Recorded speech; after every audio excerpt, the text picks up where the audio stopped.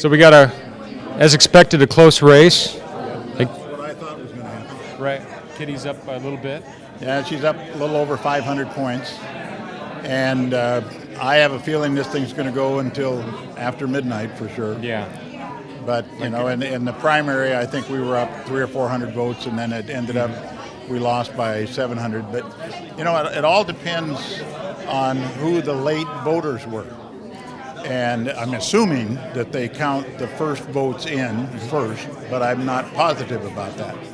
But it's going to be close, and we'll just, they're not going to let anybody vote again, so we'll just deal with it. Hopefully as it not. comes. Unless they vote for you, right?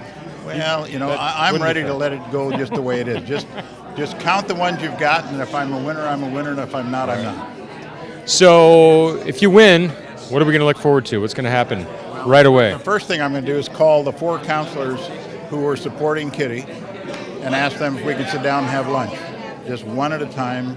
Try to identify some of the things that we might be able to agree on right off the bat. That's one. And then the other thing that I want to do is I really do need to look seriously at the building code to make sure it allows us to be successful as opposed to creating some unintended consequences. We do need to do the buildable land study. We've got to make sure that we're ready to take things like the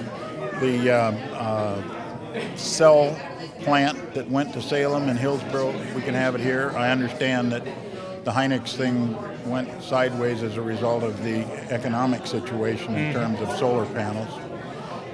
Those are the things that we really have to work on. We do need to deal with the question of how we're going to make downtown safe, not just for a month, but on an ongoing basis.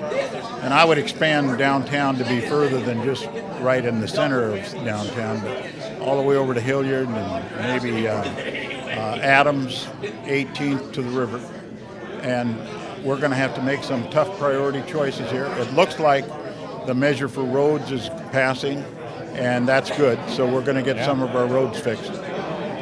I want to win, but the fact is we surfaced some issues that seem to be getting traction. We'll just see how it goes. Yeah.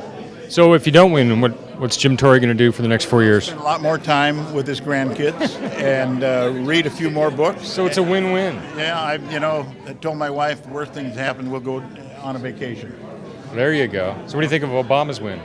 I expected that was going to happen. I think it will be very interesting in this country to see how he brings people together. In terms of the Electoral College, of course, he overwhelmingly won. But when you look at the popular vote, it's pretty evenly split. Mm-hmm. His challenge, from my perspective, is can he bring the folks together? As a country, we need to be brought together right now. Yeah.